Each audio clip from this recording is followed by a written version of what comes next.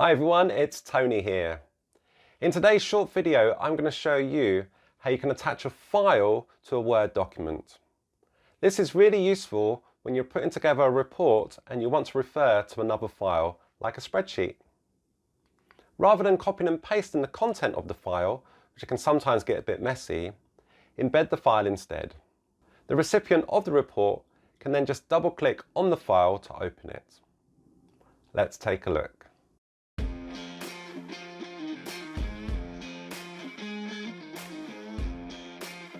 To insert a file into a Word document, click where you want to insert the file, and then click the Insert tab.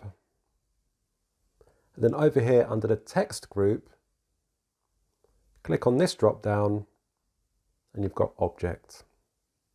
If the file is already created, then click here, and then select your file by clicking Browse. Locate the file that you want to insert. Now over here you've got two checkboxes. The first one, link to file.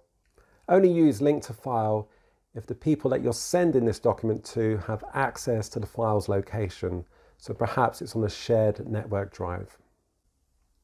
The advantages of using link to file is that people will see any updates made to this file here. In this example, I'm going to keep it deselected. And the second checkbox is display as icon. So if I click display as icon, it will automatically pick an icon relating to the file. But if I want to change it, I just click here. And I've got a range of options to choose from. I'm going to go for this green one because I think it stands out a bit more.